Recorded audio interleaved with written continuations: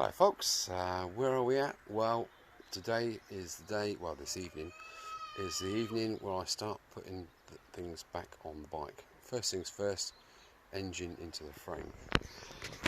There's all my bits, all you got bits and pieces in there, bits and pieces in there, all bits and pieces, all ready to go. You've seen the engine, there she is in all her splendour, and there's the frame ready to accept said engine. Got the wheels there, can do something yet with the mud guards, a couple of spare tanks, bits and pieces, lots and lots to do. Bit of bracketry there, needs painting still, naughty boy. Right, so I better get on really, hadn't I? Sort my nuts and bolts out, get all the bracketry ready that I... Oh yeah, there's a stand up there. The amount of times I've caught my head on there, grr. Okay, so yeah, get the nuts and bolts all out on the floor ready to go, so that I can just swiftly slip that engine in. Bottom rear bolt goes in first if I can remember from memory, and then so on and so forth. So yeah, next time you see it, the engine will hopefully be in the frame.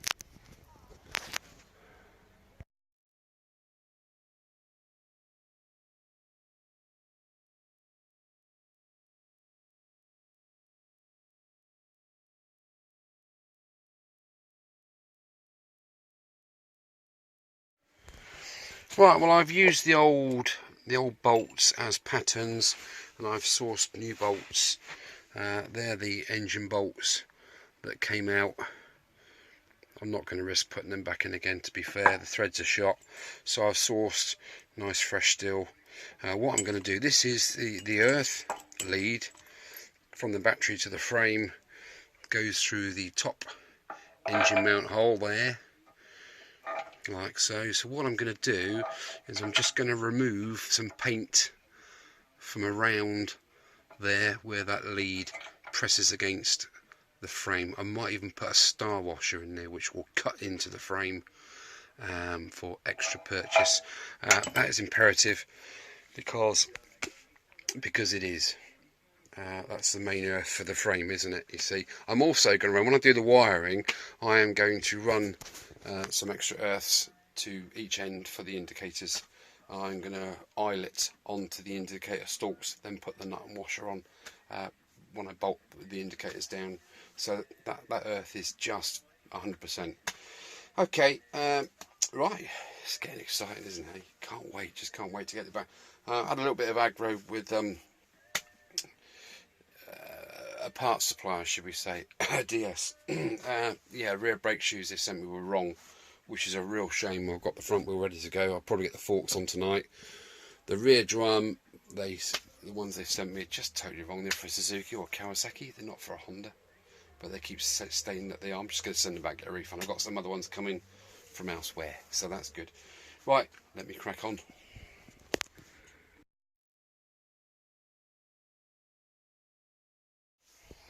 Right, well the engine is in the frame now. Pretty painless. One top tip for you, if you're doing it on your own like I am, kneel down. Okay, kneel down, less stress on your back. You're at the right working height. I've got it on a Stanley jack, so I've gone up about a good 9-10 inches. Ooh, there misses. Anyway, so bottom bolt in first, slides in from the right hand side through to the left, then the top bolt with the earth negative cable in there. As you can see, I've scratched the paint off. What I'll do is I'll just go back over that later on with some more paint just to seal that so no water gets in there. Okay, that was pretty painless. Got the front brackets to go on now. They go on this sort of fashion, like so, through. Get that new steel in there and torqued up. These are 17mm, these bolts that I've purchased. What else was I going to say about that? Not a lot really. The engine has to go in from the right hand side of the frame, hence the work being over that side of my shed for the time being. Once I've got the engine in and bolted down, what I'm going to do then is rotate the whole thing so the forks are facing the back of the shed, because the majority of the work is done at the back of the bike, and I can do the forks in situ there, not a problem, and they won't be sticking out by the exit of my fire exit from the shed. Right, okay, Going alright so far, isn't it? Not bad.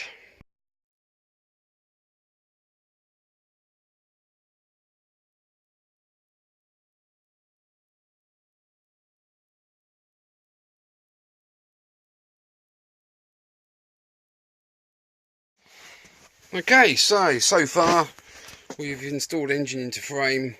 Now got top brackets bolted down. You bolt down the rear two first, and then the top one. There's 3 points of contact: top, front, and rear. Okay, for this engine. On the sloper, obviously, it's different because it is this. You don't have this part on a sloper. Anyway, I digress. The bolts are a nice length there. Not too much sticking through. I'm really happy with that. That's really cool. Unfortunately, these bottom ones, they are sort of 5mm too long. I don't know what I'm going to do. I might just nip them off with the angle grinder later on, file them off and put some Galv paint on the ends. I don't know. They don't look too bad, to be honest. But it's good quality steel. Wessex fixings, give them a bit of a plug. They sell exactly the right parts. You've got a set bolt there, which that's not threaded. It's exactly identical to the original. And there we go. I've mocked up this battery tray, literally stuck it in there. It supports down on a couple of little brackets there, just like that. It sort of floats at the end there. But I mocked that up so I could see where I needed the negative cable to be, because as I did that up, obviously this cable wants to rotate, you know, sort of thing. So I held this end, got that right, and I held this end and I did up the nut on the other side to stop this side twisting around. Okay, so that's pretty much 100% where it should be. Okay, so that's it so far. We've got top, middle and bottom engine brackets in place. They're all torqued up, pretty much 4 to 5 foot-pounds of torque. If you want to, you know, or you can just feel your way, you know, it's not going to fall out, is it? At the end of the day, that's done up pretty well. Okay, right, next stage. Put everything on. I don't know which bit to do first. I might now do the swinging arm and rear shocks, simply because it saves a lot of space in the shed. I mean, the engine now used to be there. Now I have all that free space because it's now in the frame. Do you see what I mean? So it's, as things go together, I get more space to play. Or should I put the forks on? Oh, I don't know. Now the forks are going to be in the way there until I turn the whole thing around. Yeah, swinging arm on, I think. Yeah, let's get swinging arm on, get the bolt in. Oh, by the way, I did use an awful lot of copper slip grease on the shafts of the bolts. When I went to take these ones out originally, I literally had to soak them for days and days and days, and used my Wolf air gun to literally hammer the things out. They were in a bad way. So now this new bolt of the thread is all done in copper slip grease, the whole shebang. So it's future proof, isn't it? Water gets, it's not going to rust it. Okay, right, plenty more to do, isn't there? Oh, it's good just seeing the whole thing coming together now. It's kind of the light at the end of the tunnel, isn't it? You know, you can see the amount of hours that have gone into this are silly, but it's my passion. It's what I love to do.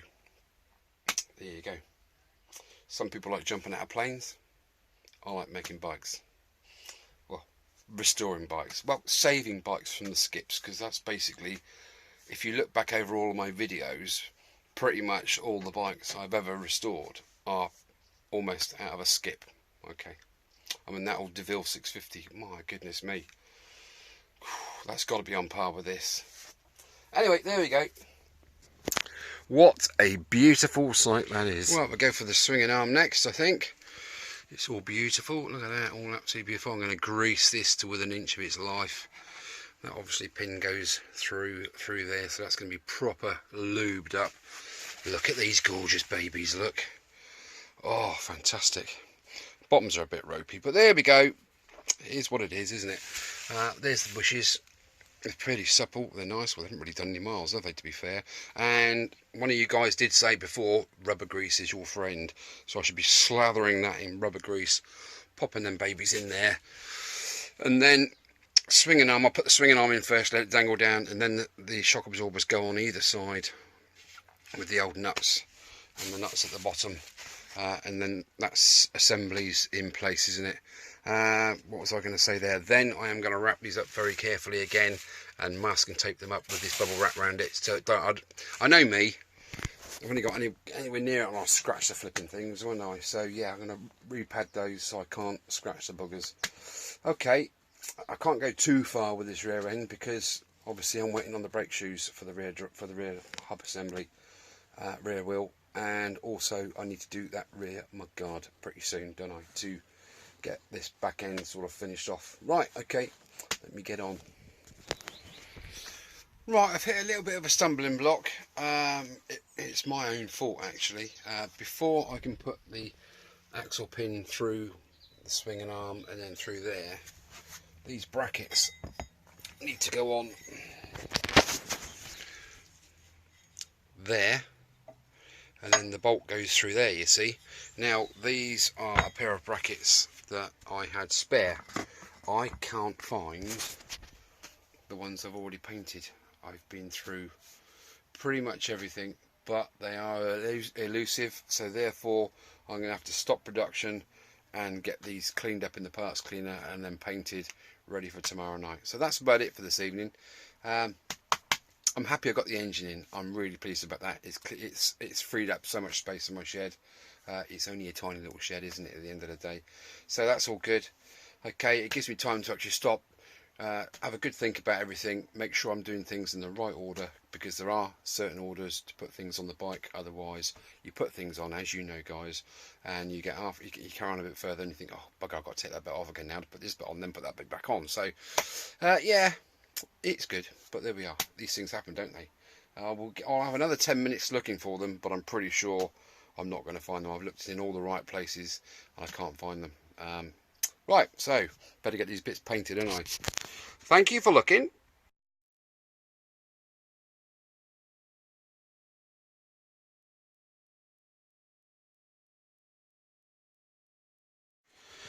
Right, here we are, the next day. The sun is shining. Well, it's not. It's been peeing down with rain actually, but there we go. The new shoes have arrived, and they are completely different in that they actually fit than the ones I got from the other supplier. Absolutely beautiful fit. So I will now pop the two springs on, get that in there, get that in the hub, get the swinging arm on because I painted the brackets last night. Look at that, beautiful. And then we can get the axle in there, get the rear wheel on, and we're cooking on gas, eh? Smash in.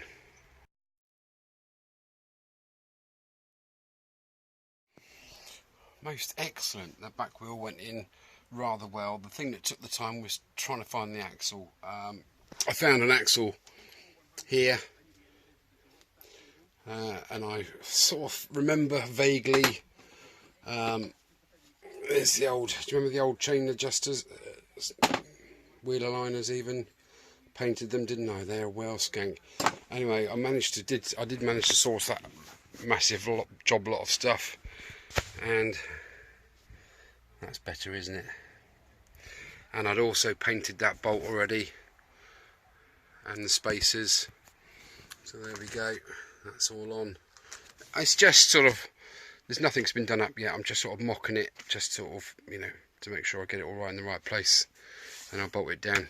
We have a wheel on the bike, wheels of steel. Excellent. Right. Okay, bit of Saxon there. Right, I've got things to do.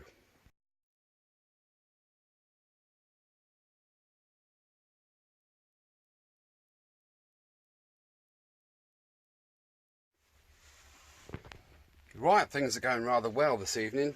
Like I say, got the back axle in, got the wheel on, etc, etc. I've unravelled all these beauties and managed to sift back through old pictures to see which way this is orientated, etc. There's the chromy bits, they sit on top of there, and then those sit on top of there. What I've done there, these seals were loose, so I've just daubed a bit of grease around there, stuck the seals in, so when I fanny around with these upside down, the rubber seal isn't going to bugger off and disappear underneath the units, is it? Right, okay, so that's ready to go. The forks are ready. I've just cleared a space at the front there. I've put the top yoke on sort of roughly loosely, So I am now going to attempt to put the forks on them. We can get the front wheel in, can't we? Once that's done, again, it's all this space being freed up. There's no two wheels hanging around by my feet here. No forks. I've got to be really careful of knocking over. Okay, I'm perhaps going to get the coil on as well. The coil's all there. Look what I've done. Giving it a darn good clean up. Cleaned everything up. Even painted the little tiny spaces there. It's all got new caps on, etc. Some nice NGK caps. They're all goody. I think the ones normally are 90 degrees, aren't they? But I've put angle ones on. I like to be different. Plus they're on special offer. I was looking for a couple of spark plugs. They're here obviously because you've seen them in the cylinder head. Somebody wanted £5 something each. I managed to find two on online. Two for £4.50 delivered. I mean, come on. It's half the price, isn't it? There you go. Just search around. Don't just go bump by. Just have a good look around. Scroll down a bit further. You never know what bargains you might find. Right, why am I waffling to you lot? I've got forks to put on. Bloomin' heck. That wasn't the easiest job in the world, that. Because basically, where these have corroded slightly, getting that back up through there, it was a nightmare. What I basically had to do was, I've put, where's me equalising tool? This tool is such a handy little beastie. I had to literally put that in that groove and open up the clamp around the bottom clamp of the yoke, on the bottom yoke there, and just jimmy this up. Blimmin' heck. So anyway, right, this top nut needs to come off. That's a 19mm, and don't forget you need to pop your oil in. I am going original with this, in which I mean they would have put automatic transmission fluid in there for the fork damping fluid, so I'm going to put that back in. Flippin' heck, catch my breath in a sec. That was tough. Right, whip that nut off, get the brackets on, and then put the top yoke on, bolt it up so they're all equal distances, like so. Oh, I'm loving it. Look at that, looking good. Right, just before I pop these top stanchion bits on, what I've done with these bottom rings, bottom ring, double barrel that one. I've literally gone round inside there. I know there's a rubber seal which sits on top of there, so that's all nice, but I've also gone round there with a line of grease, just because. And secondly, I had this on the other side earlier with that already on. I was trying to work out how to get these together because I've not done this bike before, and the chrome ring, this sharp edge there sits in there, and when I went to take it off it was very scratchy, so I thought I mean the rainwater's going to run straight down there, sit in that little moat, isn't it, and then that's why they rot away at the bottoms. So I've filled this, both of them, completely packed them up with grease. I know it's a bit excessive, but at the end of the day I'm trying to future-proof this bike. You know that they had their Achilles heel was the tin worm, wasn't it? The mud guards, you know, the battery box, and the tin work around the forks there, absolutely horrendously rotted. I've done a few hours of you know, reading up on the things. So yeah, I've got lots to do with these mud guards. I'm going to proper make these future-proof as well. I can see where they went wrong, Mr. Honda, because you've got the front mud guard, you've got the bracket which goes over the wheel between the two forks, and then they've literally put the tin over it and riveted it on, but not bothered to go underneath and seal that bridge, and seal around all those edges. The water's just got straight in, rot straight through. Silly, isn't it? Just silly. For the sake of a bit of mastic or something back then, would have been ace, wouldn't it? But there we go. It's all down to money, isn't it, at the end of the day? Right, I'm going to get these blue caps on, get that on, get the front wheel in. Ooh, suit you, sir.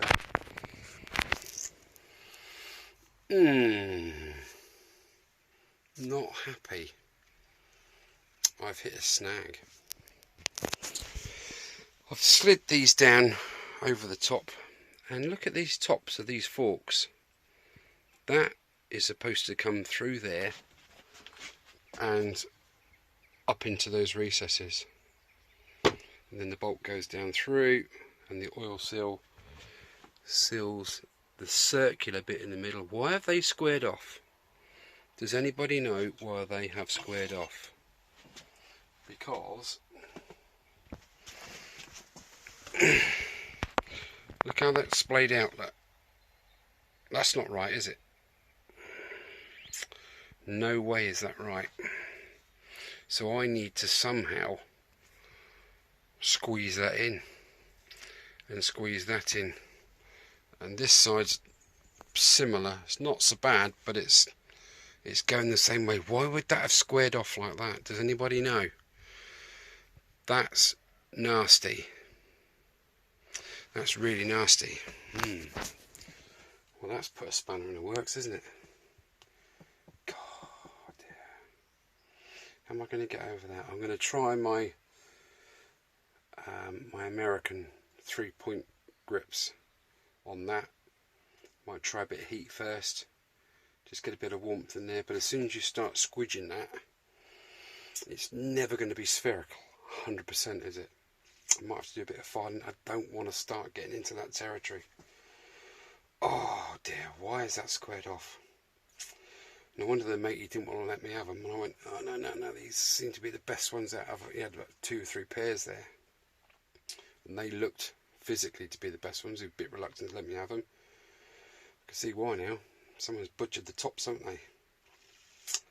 I don't know what's going on there. If any of you guys know, pop the answers on a postcard, or drop me a line at 0800 I don't give a fuck.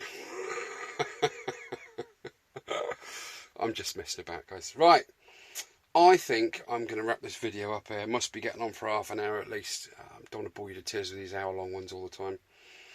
Okay, I need to do a lot of fettling there, so work's basically stopped now until I can progress on this front end. Okay, so yeah, well, thank you for looking. I'm glad you're sharing in my pain. Anyway, guys, thank you so much. Always a pleasure reading your comments and having a bit of a giggle with you. It's fantastic. Keep it up. See you later. Right, these things are magical. I'm just using this one jaw there to squeeze in the 4 corners. I've kind of done that already with those 2 there, but I could not do it and hold the camera at the same time. It's a shame you can't see this going back round there. That is awesome. It's fairly soft metal. Soft metal. What's that? Bon Jovi, isn't it?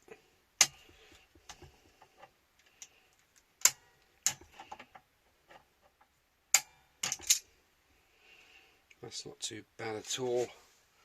I'm still going to need to run my file just around the tops there, but I think I should get it a gel free. That get it a gel frazy, that one. Just quick release, clamp, release, clamp, release. Oh, do you know what? That's fantastic.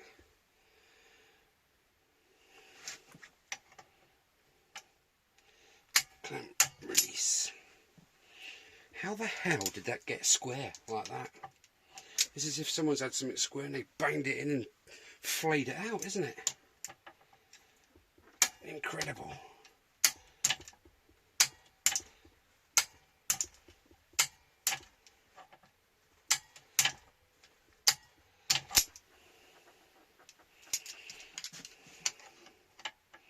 I haven't done these up too tight because you don't want to crush the whole thing. These things, if you haven't got any of these, go to America and buy some. They're brilliant. I think there are firms in this country that do them, but they come in sets of 3. Let me have a quick look. Mummy, Daddy and Baby. I think that's the one you can get online. that size, which is ace in itself. But you know, they're just awesome. I've had these for, I got these when I was 18. I'm 52. They've got me out of some stum, I can tell you. No need for any heat. Right, well, I'm just going to offer up one of these. I've got three of these, so I'm just going to offer one up and see what happens. Do you know what? With the mallet, that would tap on there. That is fantastic. Let me bring you a bit closer. Let you have a look. There. You all saw how square that was. Now look at it. It's absolutely beautiful. I'm just going to literally... Let's get down at the side and have a look at it. Look at that profile now. Look, that's so much better. You can just see a very slight kink there. So I'm literally just going to run round. I might even just use a bit of emery paper. I think a file's too aggressive, isn't it? And again with that one, I've sort of pinched. I haven't really done much with this one. That was the bad one, so I've started on that one. I am happy with that. I reckon I'm out of the woods. Yeah. I reckon I'm out of the woods. Well, bloomin' Nora, would you know it? Wow, happy bunny.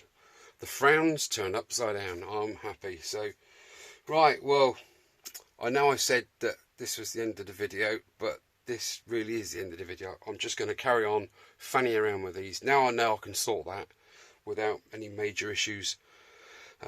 Yeah, goody. So I will be spending another hour doing that, and that's it for tonight. I need a brew. Okay, woo, our future thing.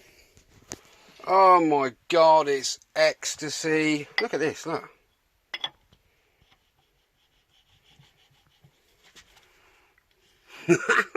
No emery board needed. That has not had any metal removed from there whatsoever.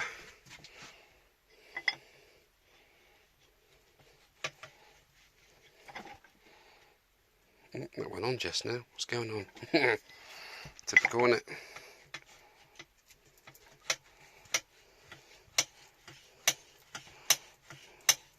And there we go. That's not bad at all, is it? Oops.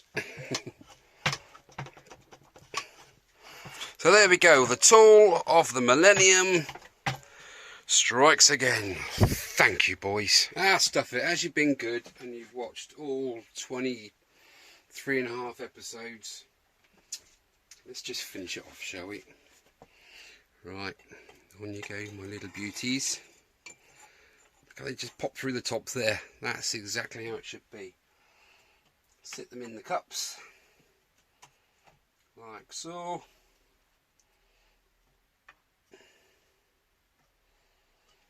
Okay, let's offer up the top bit, the top yoke even. Timmy mallet somewhere.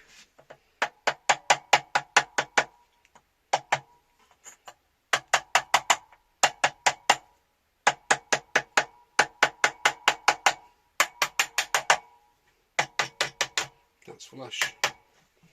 That isn't. It is now.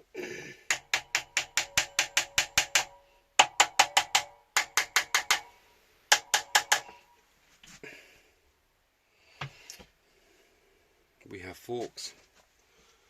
For fork's sake.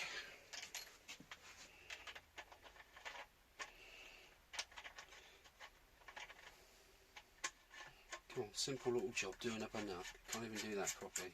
You muppet. Cool. Cool, it is rather. Winter's coming.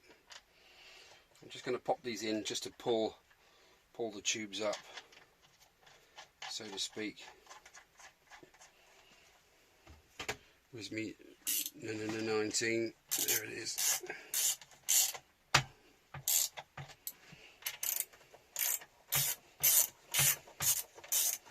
Spannerific.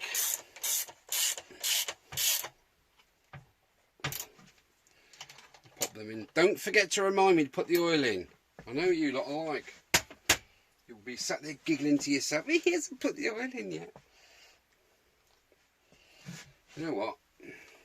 I reckon that's a goer. Look at that. Beautiful. Absolutely beautiful. A little bit on the heavy side, but there we go. Ka-ching! Beautiful. I'm doubly happy. Right, that's definitely it now. It's bedtime. Catch you later, boys.